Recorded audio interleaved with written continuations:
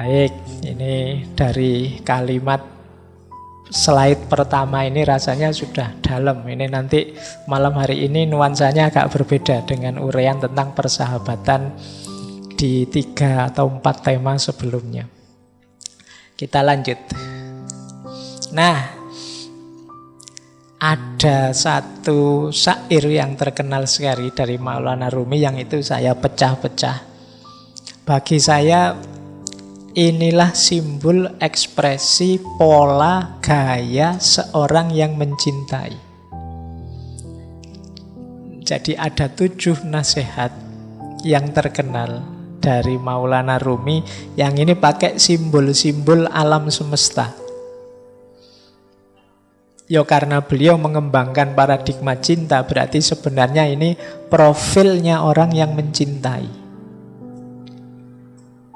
Yang pertama apa? Orang yang mencintai itu dermawan dan suka menolong. Kata Maulana Rumi, dalam kedermawanan dan menolong jadilah seperti sungai. Sungai itu kan banyak memberi apa saja pada masyarakat di sekitarnya. Sungai sering jadi pusat sumbernya hidup. Kalau teman-teman belajar peradaban-peradaban manusia awal, itu biasanya dimulai dari pinggir-pinggir sungai.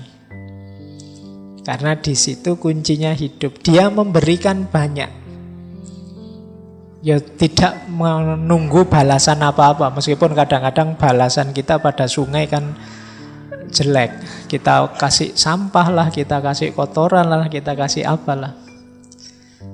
Tapi sungai selalu memberi banyak hal. Nah, jadilah orang yang mencintai. Pecinta itu dermawan dan penolong seperti sungai. Nanti kalau teman-teman pulang dari sini kok lewat sungai, diingat-ingat kalimatnya Rumi tadi. Ingat sungai berarti ingatlah bahwa aku ini harus jadi orang yang pemurah, dermawan, penolong. Baik, ini yang pertama ya. Karena ini ditaruh pertama karena manusia itu cenderung pelit. Dan itu katanya Al-Quran sendiri. Jadi manusia itu cenderung enggan berbagi, ingin enak. Biasanya kalau orang kok mau berbagi itu ya yang dibagi yang sisa-sisa, yang dia sudah menikmati terus bagi. Biasanya begitu. Makanya bahkan Al-Quran menegaskan ya kebaikan itu kalau kita menginfakkan yang kita cintai. Karena manusia itu cenderung pelit. Yang dikasihkan orang selalu yang sisa yang sudah dia nikmati.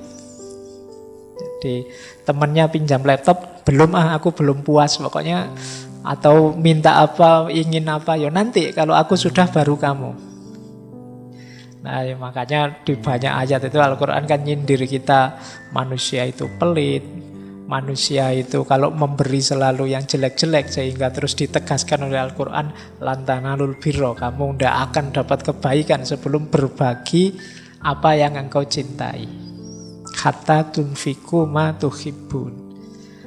Oke, barang ya, nanti jangan Pak saya punya pacar saya cintai. Itu maksudnya bukan ke situ ya. Oke, jadi dermawan dan menolong. Yang kedua, dalam ketulusan dan kebaikan jadilah seperti matahari. Matahari itu kan memberikan cahayanya, terangnya pada siapa saja. Tidak milih-milih. Di mana saja siapapun diberi. Orang tulus itu begitu. Kalau tulus kok milih-milih itu biasanya bukan tulus tapi pamrih. Pak saya ikhlas Pak memberi teman saya yang ini, yang ini. Yang itu kok tidak diberi. Dia sering nyakiti hati saya kok. Berarti ini sebenarnya tidak tulus. Kamu milih kok. Yang menyenangkan kamu beri. Yang tidak menyenangkan tidak kamu beri. Jadilah seperti matahari. Siapapun diberi. Jadi tidak pilih-pilih. Kan matahari itu kan kalau pas panas ya siapa saja dapat kan, tidak milih. Ini anak males tidak pernah kuliah nggak usah dikasih matahari yang sana, kan tidak begitu. Ya kamu rajin, kamu males, ya diberi sama matahari. Nah, jadi para pecinta itu tulus. Simbolnya ketulusan itu matahari. Jadi selain jadi sungai, ingatlah matahari. Jadi kalau besok pagi jalan-jalan keluar terus kena matahari, sadarilah bahwa aku dalam hidup ini harus tulus. Tanpa pamrih. Matahari tidak pernah minta imbalan. Kecuali matahari mall ya. Kalau kamu ke sana ya butuh, kamu harus bayar. Baik, jadi pecinta ciri keduanya tulus. Ciri ketiga, pecinta itu memaafkan. Dalam memaafkan, jadilah seperti malam. Malam itu maksudnya gelap, pekat. Sudah tidak ada apa-apa, tidak lihat apa-apa lagi. Jadi kalau kita sudah memaafkan orang, ya sudah. Anggap semuanya sudah tidak kelihatan. Jadi anggap semuanya sudah lenyap. Kayak kalau malam itu kita sudah tidak bisa lihat apa-apa lagi sudah. Nah, tidak boleh ada sisanya apapun. Pekat seperti malam. Kan sering kita itu memaafkan tapi ingin sedikit-sedikit membalas dendam. Sehingga sekarang saya maafkan tapi titeni saja, nanti mesti itu masih ingin, sebenarnya belum memaafkan.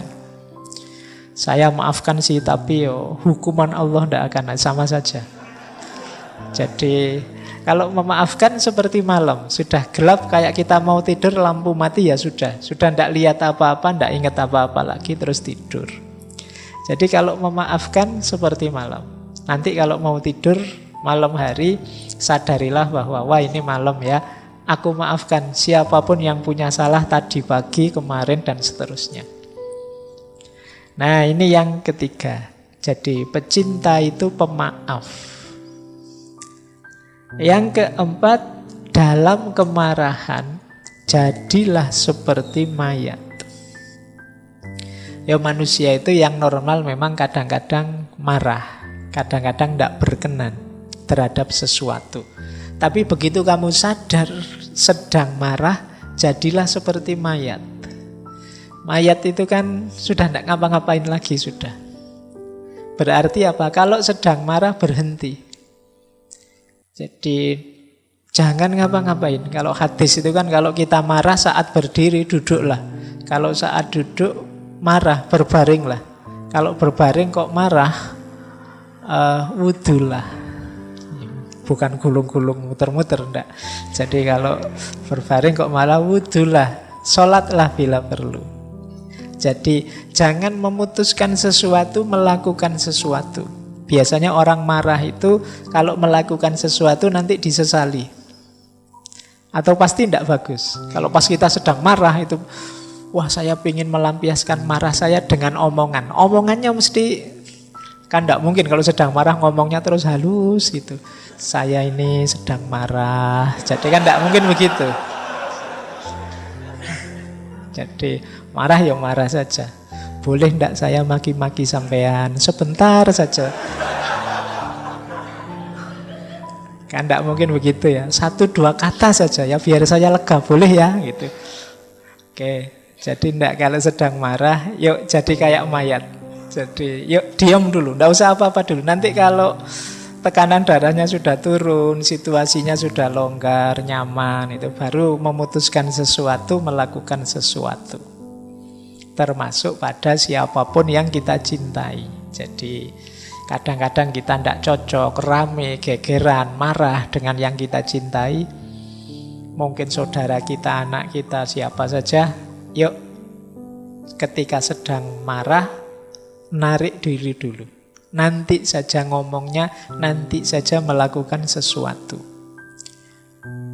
Yang kelima, saat kita sederhana dan rendah hati, jadilah seperti bumi.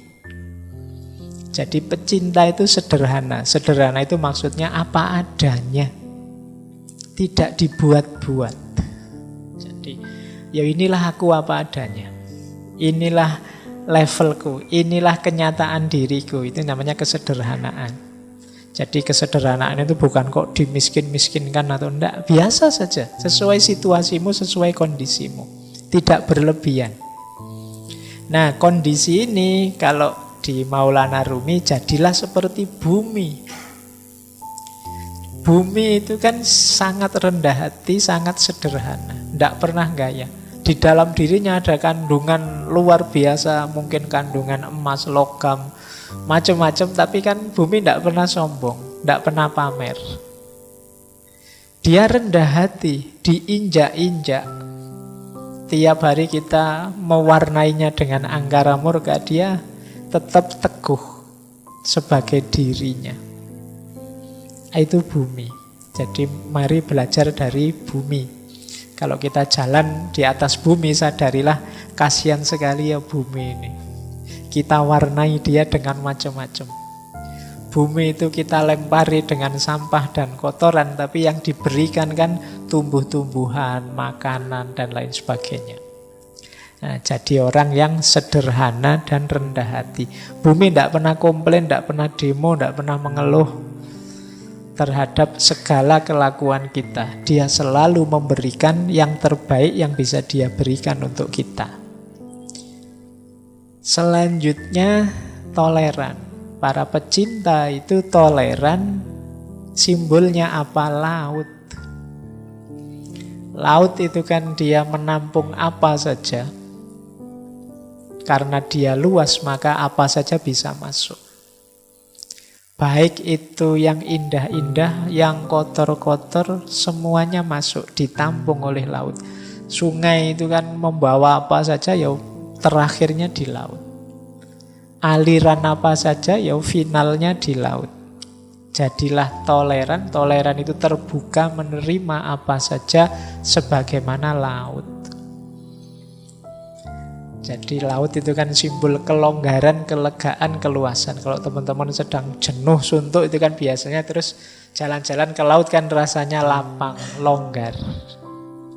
Ketika kita melihat laut. Nah, jadi ini simbol toleransi. Berarti kalau nanti ada konflik, marah-marah, wah ini berarti sedang sempit, kurang piknik, ayo jalan-jalan ke laut. Biar longgar hatinya. Biar terasa bahwa kita ini kecil, bahwa kita ini sempit, tidak luas. Ngapain sih gegeran segala? Nah, yang terakhir, kuncinya di yang terakhir ini. Jangan melihat keluar, lihatlah ke dalam diri. Jadilah engkau apa adanya. Jadi para pecinta, sadari dirimu, bermainlah peran sebagai dirimu sendiri apa adanya. Jangan terlalu banyak acting, jangan terlalu banyak gaya, nanti malah menyusahkan. Sadari hakikat dirimu dan perankan peranmu apa adanya. Jadilah engkau apa adanya. Kita itu sering ngundang masalah sendiri karena kita tidak jadi apa adanya. Kalau hari ini mungkin pakai istilah pencitraan. Sudah terlanjur mencitrakan diri, misalnya sebagai anak soleh misalnya. Sudah terlanjur bilang, oh saya itu soleh, saya itu. Itu kan terus jadi beban. Akhirnya kamu di depan orang tiap hari harus acting jadi orang soleh. Itu kan berat. Nanti ada apa-apa dikit, subhanallah, alhamdulillah. Loh, ayo. Yo kalau soleh ya soleh saja, ndak usah pakai acting berlebihan, sesuai dengan situasimu apa adanya. Jadi para pecinta itu apa adanya. Banyak ikatan cinta bubar karena para pecintanya ndak apa adanya. Kan banyak itu yang kalau pacaran itu begitu sayangnya, begitu nikah dapat 1 bulan, begitu menyesalnya dia, kok ndak kayak dulu ya. Jadi sudah beda antara dulu dan sekarang. Kemungkinan dulunya terlalu banyak pencitraan. Akhirnya sekarang menyesal. Walah ternyata aslinya gini, ndak sama dengan dulu. Ya, kamu ndak apa adanya. Baik, Ini 7 nasihat untuk para pecinta. Kalau kita nanti bersahabat, jadilah sahabat yang dermawan, penolong, sahabat yang baik dan tulus, yang mudah memaafkan, yang kalau marah tidak melakukan sesuatu yang nantinya disekali, yang sederhana, rendah hati, toleran, dan apa adanya. Kalau ada teman karakternya begini akan menyenangkan. Ajaklah teman yang seperti ini jadi rekan perjalanan untuk mendekat pada Allah. Ini yang dilakukan oleh beliau berdua, Maulana Rumi dan Syekh Syamsuddin At-Tabrizi.